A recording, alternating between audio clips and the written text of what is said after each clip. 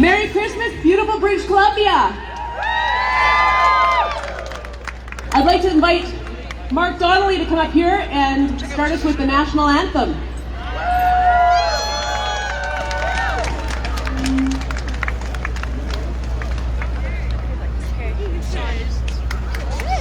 Thanks for being here today, Mark. My pleasure. I thought I was just coming to sing an anthem. And then things kind of blew up last night. But you know what? It's a gorgeous day. And we live in the most beautiful country in the world. So anyway, I thought I would... everybody was asking for a statement yesterday, and I'm kind of a slow writer, and I also like to be pretty precise in what I say, except when I'm getting mad at my kids. So I spent a lot of last night and a good chunk of this morning coming up with an official statement, and you are the first people to hear this. So I hope it helps express what you think, what you feel, and taps into your passion for this country and for freedom. When choosing a course of action, the rational approach is to review as much of the relevant information and trustworthy opinions you can, or think is necessary, before making your decision. Sometimes that information and opinion is abundant and reliable, making the process of deciding easier. Sometimes the information is scarce and the opinion suspect, but still, a course of action is, or at least seems, necessary. In my case, I feel I'm in between the two. However, I have made my choice. And what is my choice? To support a side of an argument which is being marginalized and censored concerning existential public protocol. That is, a public protocol both sides will, without question, dictate how we continue to live together as a society. It's kind of that simple. For that, it appears I am being marginalized on social media, or so I'm told because I don't go on social media, and in a certain way, censored by an institution I have followed and supported for 50 years and been publicly associated with for 20. As many of you may have heard by now, there are reports that Francesco Aquilini and the Vancouver Canucks, via Twitter, have severed ties with me over my decision to sing O Canada at the Freedom Rally today.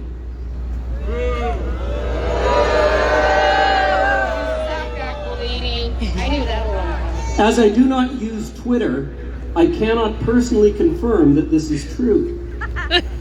Neither Mr. Aquilini nor the Canucks organization has contacted me directly before making their alleged public statements. Even though the mainstream media has gotten many things wrong regarding the catastrophic global reaction to the SARS-2 coronavirus, I'll assume the flurry of texts, emails, and phone calls asking for my comment indicate that it is, in fact, true. That the team I have been a fan of since their inception in 1970 and have sung with since 2001 no longer wishes for me to serve them or their fans. If this is not the case, then I ask Mr. Aquilini or someone from Canucks management to contact me to let me know. If they have contacted me, I have either missed the call or the email.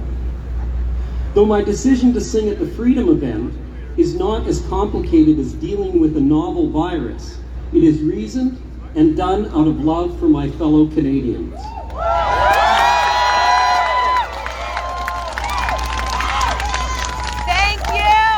When it was discovered at the beginning of March this year that there was a new virus causing grave sickness and death, I was, as were virtually all Canadians, willing to do my part to suppress this potential devastation.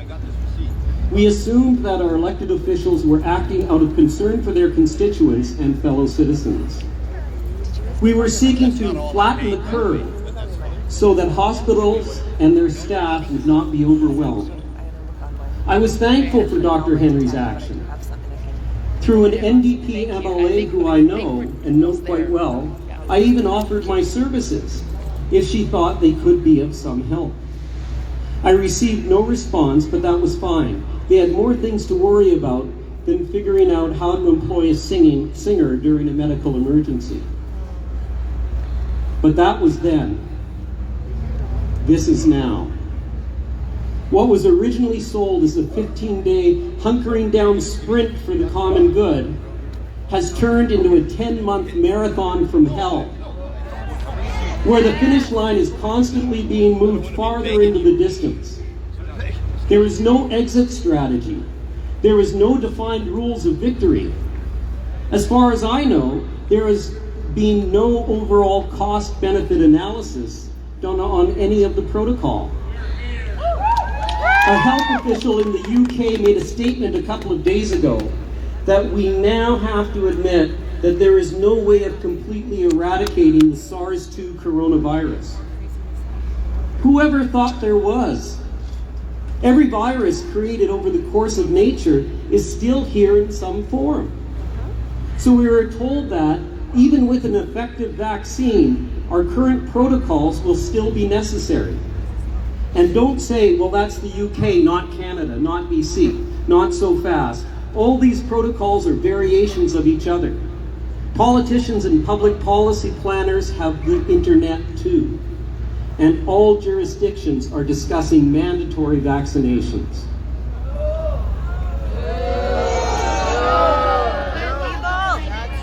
Now, there are courageous doctors and scientists, such as leading epidemiologist Dr. Sunedra Gupta of Oxford and John Ioannidis of Stanford, Nobel Prize winner Dr. Michael Levitt. There is a huge list, many top in their field, who call into question the current draconian protocols and are presenting and promoting more humane, reasonable, and to their expert opinion, more effective alternatives. Our province's own Dr. Stephen Malthus has published an open letter to our Chief Health Officer, Dr. Bonnie Henry, and calls into question all the protocols. I encourage you to read it. Dr. Malthus asserts that social distancing, face masks, restrictions and/or closures of schools, businesses, churches, and support for special needs children is ineffective, unnecessary, and harmful. He points out the known unreliability of the godforsaken PCR test, which the developer even says is not suitable for determining COVID cases. And what about those cases? Before COVID, a case was someone who got sick, not simply having the virus. Now, every positive PCR test is a case, and if one person has multiple COVID tests that are positive, that's chalked up as multiple cases.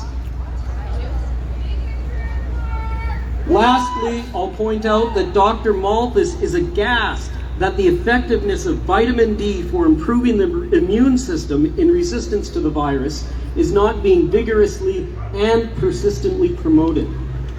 Dr. L. Ray Matthews, a trauma surgeon and vitamin D researcher, is of the same opinion.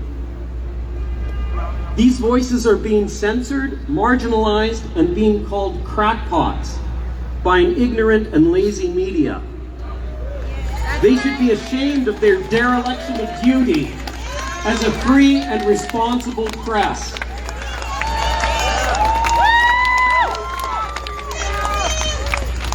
Sports figures, entertainers, politicians, etc. can stand up for anything as long as it supports the narrative. You can support rioting, looting, destruction of livelihoods and reputations, but take a position against the narrative and you are worthy of exile or worse. As someone known for singing our great national anthem, I'm standing up against what I feel is tyranny, plain and simple.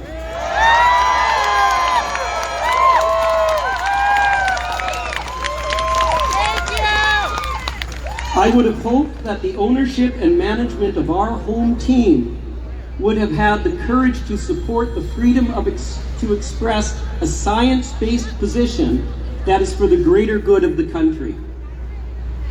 They could learn something from what the boys showed us on the ice last spring. Go Canucks, go. I have a PS. Our current coronavirus protocols, like communism, have an intentional neglect of making the individual stronger. And like communism, the coronavirus protocols seem most effective in spreading misery equally. As always, God bless you.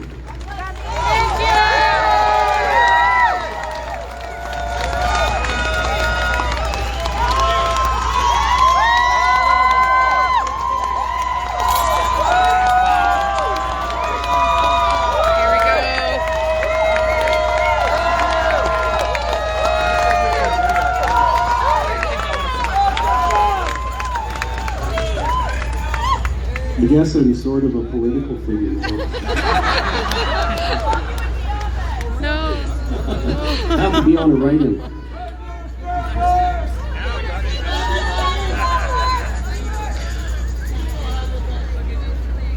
Anyway, you guys all ready? And since I guess there's a good chance I'm no longer employed over at Rogers Arena, I'm going to use the old words. Yeah!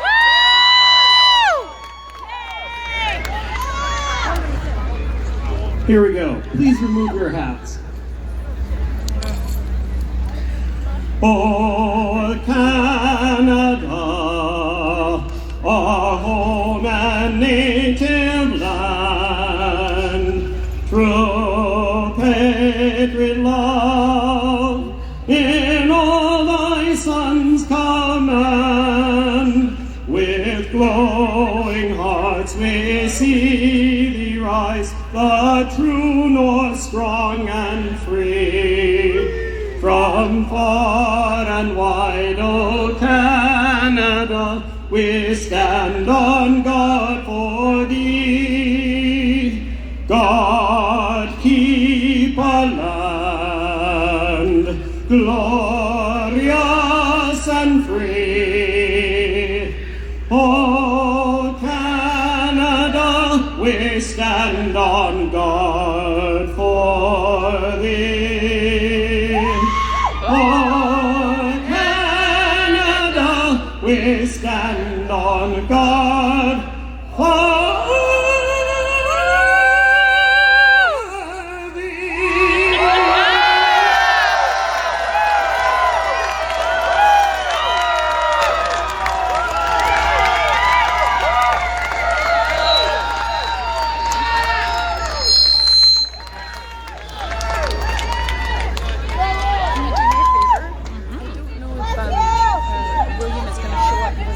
We'll be hearing from Mark a little later today as well, so please be sure to stick around to the end.